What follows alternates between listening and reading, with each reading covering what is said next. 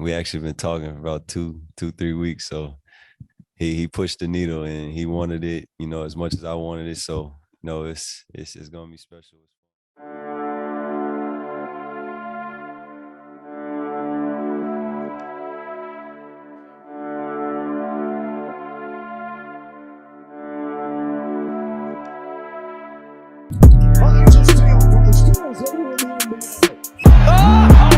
That's 7. He's really one of the elite two-way players in this league. And he'll take the 3. Bullseye! Trae surveys the double screen.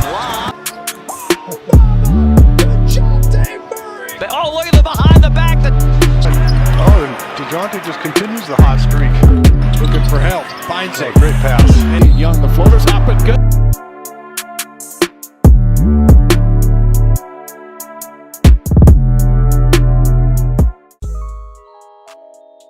It still doesn't feel real that the Hawks traded for Dejounte Murray. Traded for an all-star? Bro, that does not happen in Atlanta. Years ago, I was celebrating signing Dwight Howard in free agency like he was 2010 Braun. It's not really even debatable, but trading for Dejounte Murray is the biggest move the Hawks have made in 20 years, and possibly even franchise history.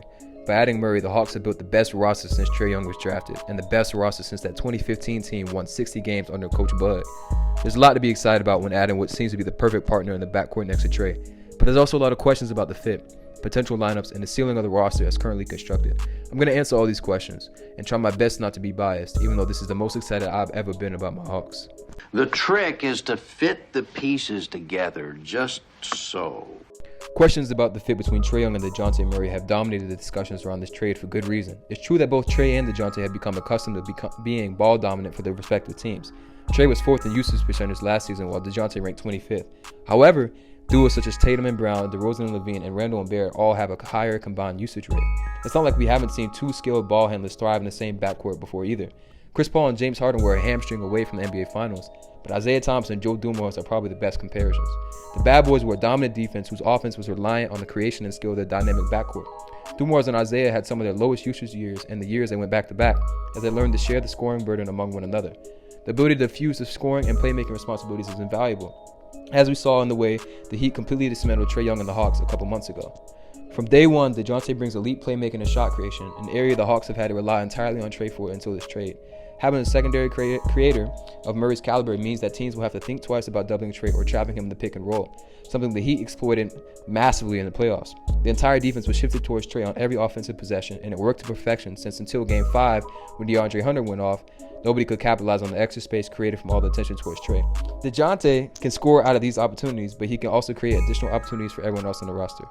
Dejounte ranked 4th in drives per game at 17.9, 8th in points scored with 9.2, and 2nd in assists with 2.5 among players who played at least 50 games. Trae ranked 6th with 17.3, 7th in points scored at 10, and 4th in assists at 2.1. B-Ball's index playmaking metrics view Trae in the 1% of playmakers in the NBA, while Dejounte isn't too far behind in the top 2%. Trae and Dejounte also averaged the 3rd and 4th highest assists last season, respectively. This plot, created by Kirk Goldsberry, really emphasizes just how high level the playmaking will be with this duo.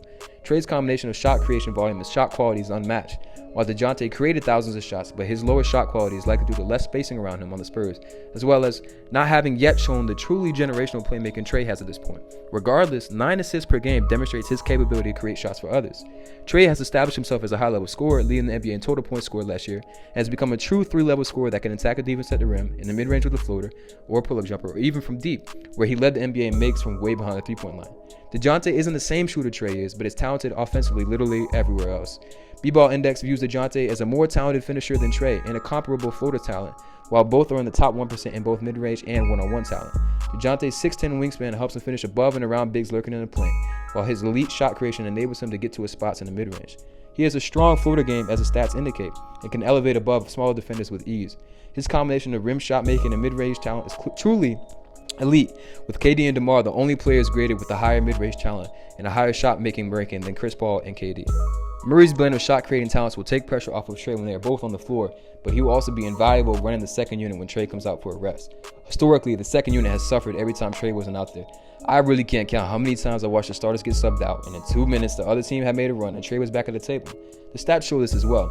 as the Hawks have a 119.3 offensive rating with Trae Young on the floor and a 109.4 without him.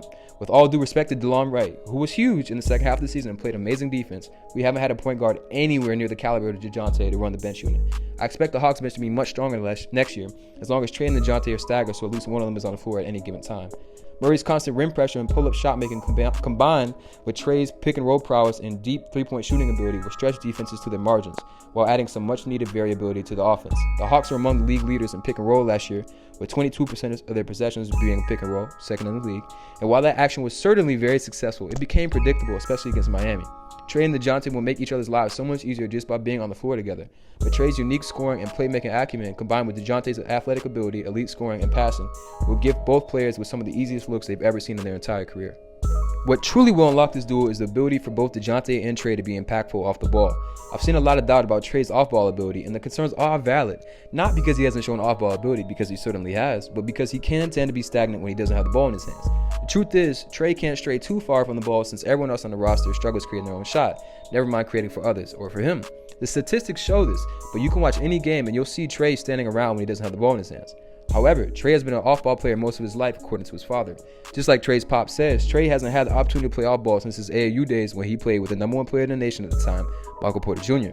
Since 2019, Trae has been an elite off-ball shooter in the very limited shot attempts he's gotten, averaging 1.3 points per possession when spotting up, which ranks in the 97th percentile. He shot 55% on corner threes and 48% on catch and shoot threes overall, on a very low volume of 1 3-point attempt per game in terms of catch and shoot. But that efficiency is definitely scalable with the way Trae's three-point percentage has increased every year. When you look at the film, the majority of these off-ball threes aren't coming off of designed actions or dribble penetration by other players, but mostly out of broken plays or offensive rebounds where he just happens to be open.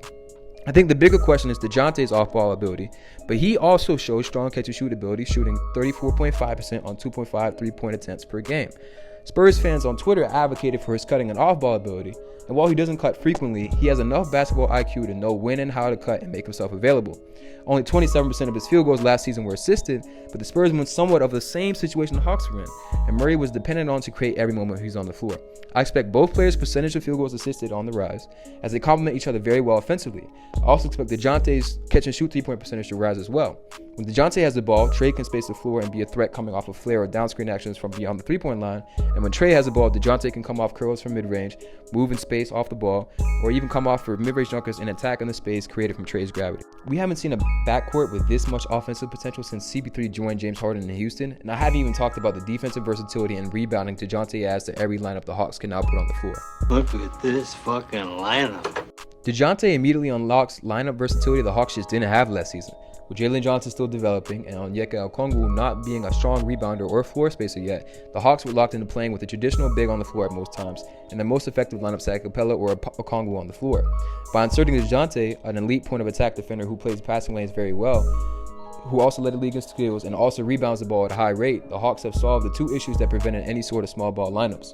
The best fit for small ball center on the roster is John Collins, who in certain lineups played really well, particularly alongside Danilo Gallinari at power forward, and a shot creator at small forward such as DeAndre Hunter or Cam Reddish, or with 2 point guards Trae and DeLon Wright, according to Cleaning the Glass lineup data. With Reddish, Gallinari, and DeLon Wright all gone, a potential closing small lineup could be Trae, Dejounte, Bogey, or Holiday, and then Hunter at power forward and Collins at center, which offers elite shooting and defense without sacrificing rebounding. The only point guard who averaged more rebounds is Luka Doncic, and B-Ball Index grades Dejounte as one of the top defensive rebounders in the game, ranking in the 99th percentile for defensive rebounds per 75 possessions, defensive rebounds per game at 7.1 rebounds per game, and defensive rebounding conversion skill, which measures the ability to turn a defensive rebound into points on the other end.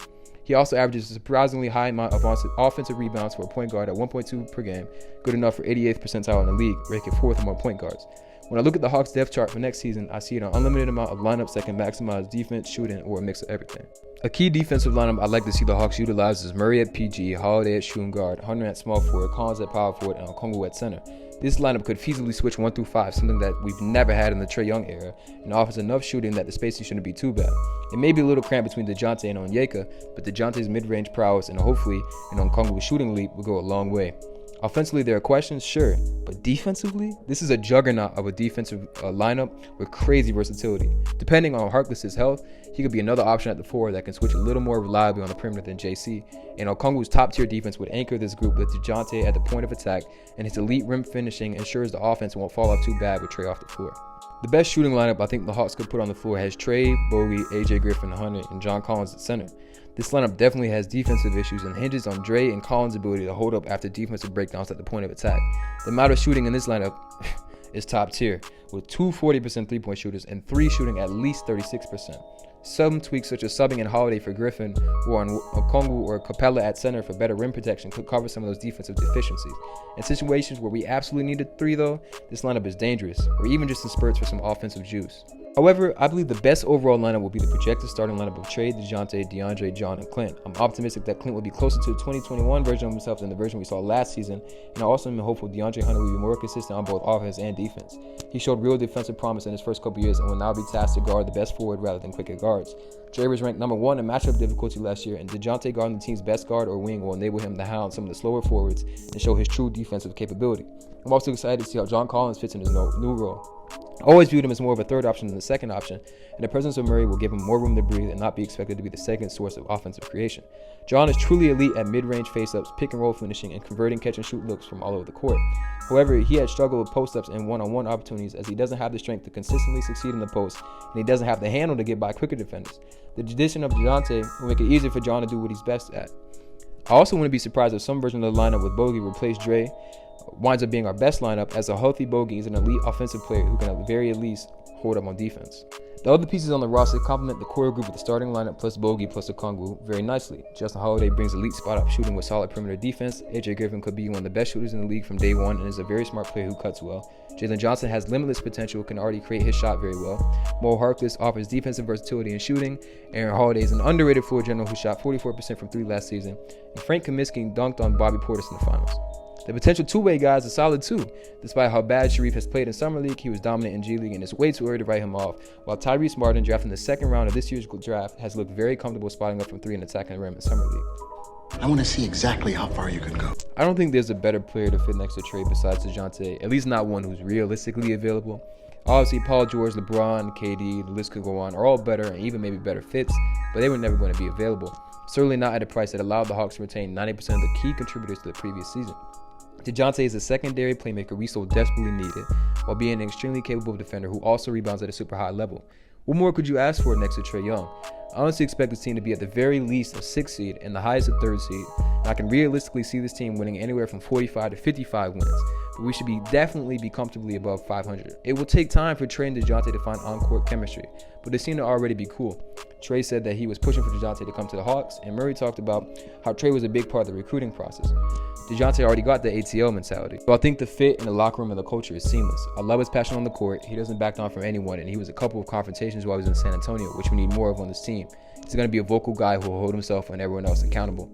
A lot of Hawks fans have expressed displeasure with head coach Nate McMillan and his lack of creativity offensively, but in all the interviews I've watched, he said all the right things, encouraged Trae to play off ball, and even said Trae has prepared to not have the ball every possession. His rotations may still frustrate fans. I know it's going to frustrate me, but I feel a lot more confident that he won't mess this up. The East is better than ever, it seems, with the Sixers, Celtics, Bucks, and Nets having better rosters as of right now, so it'll be a dogfight to even be in the top 6, since the Cavs, Raptors, Heat, Knicks, and Hornets will also be very competitive. Regardless, Dejounte and Trae are already the most talented backcourt in the league and are the 4th best duo in the East behind Giannis and Chris, Jalen and Jason, and Harden and Embiid, which combined with other pieces on the roster should give the Hawks more than enough of a chance to make a playoff run next year. I'm not going to overreact and call us a contender just yet, but if Trae and Dejounte clicks, DeAndre Hunter makes a leap, and we can get relative help from everybody, don't be surprised when the Hawks are playing deep into June next year. At the very least, I'm just happy to have an all-star caliber player next to Trae, and I'm very excited about next season.